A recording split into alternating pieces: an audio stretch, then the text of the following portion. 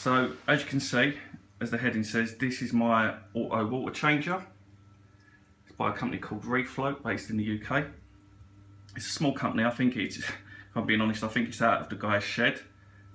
But I have not seen a bad review for anything that he does. He does auto water top-ups, he does the water changers, a couple of other bits and bobs, and they're sort of to order, to be fair.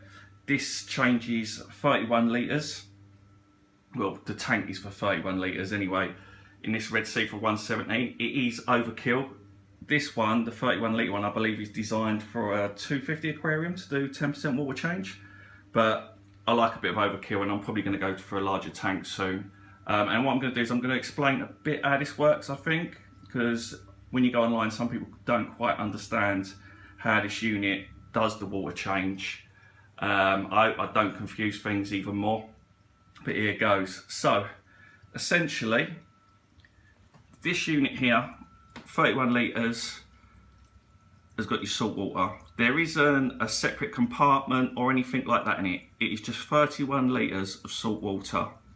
The way the system works is it's on a timer, and it will be on for 1 minute, off for 1 minute, on for 1 minute, off for 1 minute. And what it will do is it will cycle through that so that the water change happens slowly. And that's why, to be fair, I'm not overly concerned that I'm probably doing a 20% water change each week, because it will take an hour to do the full cycle. So, you know, any changes, it's almost like when you acclimatise any new livestock, it should happen over the period of the hour. So, you know, as long as you don't go too silly with it, you should be okay. So, as you can see, that's timing down. It's off at the moment.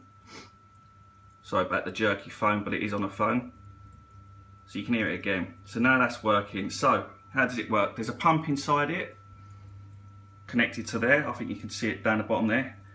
It will suck water, push it through to here. So it's taking water out of the canister. I believe by default, it then creates a siphon from the top. Let's see if we can capture that. Yeah, so at the top that's running, okay? That sponge is just to pick up any extra muck that might be in your tank, so it you know, it don't block things up. But the siphon basically comes through here, and I'm not going to pull it out, but there's a little sieve at the bottom. So as you know, that almost looks like you're doing your normal water change if you're just taking water out of it. So water's being drawn from here, dirty water, before everyone freaks out, I know, into there, and then sucking out through there.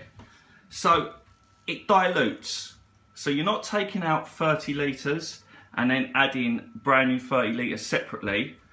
You're basically on a cycle. So out and in, out and in. And by default, I suppose it, you know, there is an element of waste. I forgot what the percentage is. Say this tub's 31 litres. I believe you end up losing 4 litres, let's just say. That's what people seem to think anyway. I'm rambling on a bit because I'm trying to get it across how it works, because I know for a lot of people they'll be concerned in that, well, hang on a minute, by default you're putting dirty water in with your new. Surely you're ruining the clean water that you've got in there. What's the point? What you're doing by tying this in, you're adding another 30 litres of fresh water to your system, give or take. There is an element of waste, as I said, but it is only about 4 litres. But by adding that to your system and then mixing it like a cordial drink, you are doing a fresh water change. You know, for some people, when you go online, they don't quite get it. But I can assure you, anyone that has bought this and used this, I've not seen a bad review for this piece of equipment. And it comes in different sizes. As I said, it's really quite clever. So it can do a 10 litre drum. This one's, I think the next size up 31. So I've got, like, if you hear anything in the background, one of my cats is having a, I literally, I don't know what he's up to, having an issy fit. Sorry, off piece slightly. So he'll do 31 drum. He does a 50 litre drum. I think he even goes up to like 100 litre. So, you know, for you guys with bigger tanks, it starts to get interesting. Obviously, you can put this unit onto a trolley or something, and the bigger ones. The bigger ones are like square tubs, and it is a brewing tub. for those that are thinking that's what it looks like. And for me, you know, I'm not allowed to have, you know, my better half, so to speak. He's not going to allow me to have loads of water stations. I've got my RODI unit, and that's about as good as it gets. She's not going to let me have barrels, you know, in the house everywhere making water. So this is quite clever. So I've shown some pictures, but you can also buy this. So what you end up with, you have a full water change kit. So you can start off with your empty barrel, screw this lid on, put in there with a push fit in your RO. So that will be your exit of your RO unit. And then the power supply, it's the same power supply. So you just plug in the power supply. And what it will do is you'll fill up to the top and then the solenoid will switch on. So, you know, you don't need a float switch or anything like that. It will fill the unit up to the top. So then this unit is full of RO. You then add your salt. And then leave this off. You just take the out pipe, put it in and turn the system on. That is then shooting a jet inside the unit, and so it's mixing your salt water for you. So it's filled up your RO, you've put the salt in, it's then mixing your salt. That's when you then take it over to your tank and then start the process. Once it's finished, you're going to end up with this. Obviously it's going to be full and it's going to, you know, be mixed dirty water. You then take it over to your sink or wherever you want, and the same process again. Turn it on and it will pump out your dirty water. So, you know, there's no real heavy lifting. You're not thinking, well, how am I going to get 30 litres out there? I'll break my back, so to speak. It will just pump, and it'll pump down to about wherever you think is safe. It's a DC pump. And then you can, you know, pick it up and tip it out as you will. So for me, I really like it because for me it's all in one. It's from zero to the full process in one go. Is it quicker than when I was doing it, let's call it manually?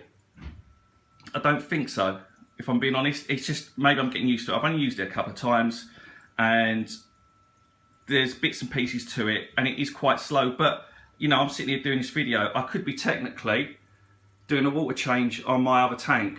Well, this is just doing it for, you know, it's doing its own thing. And as I said, for people with bigger tanks, I think when things like this really come into play, a lot of people have some really fancy water change units, but you know, for a novice like me, you know, I don't think I'd be able to plumb all that in, to be fair. And so this is quite a good unit for me.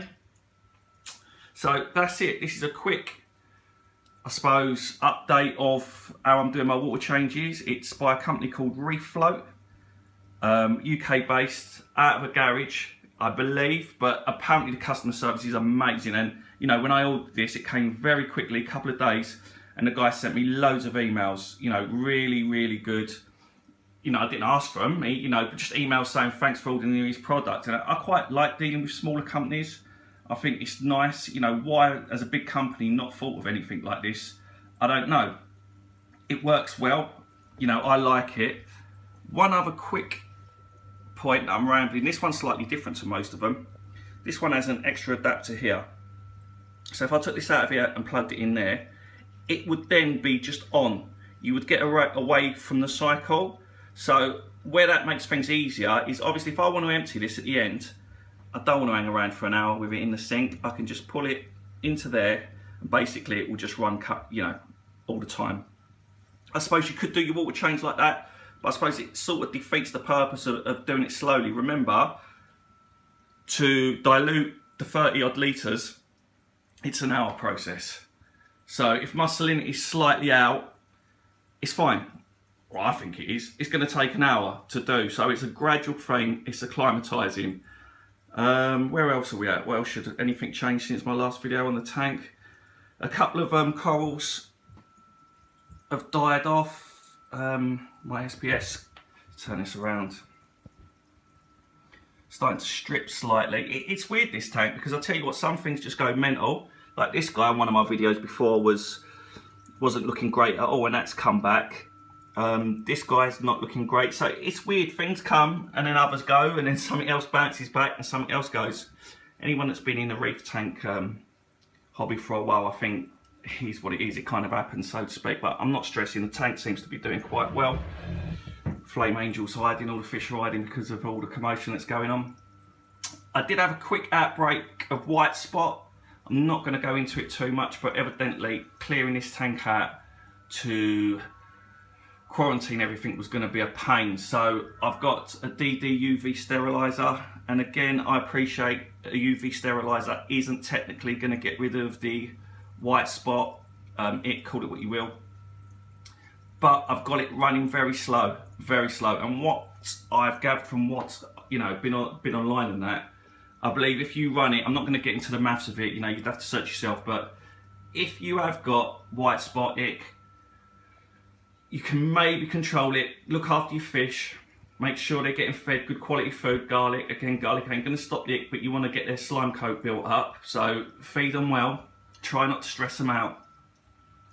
And with a UV sterilizer running very slow, you might get an element of anything that's waterborne may get killed. And I say may with a massive question mark. So is this killing the white spot in the tank?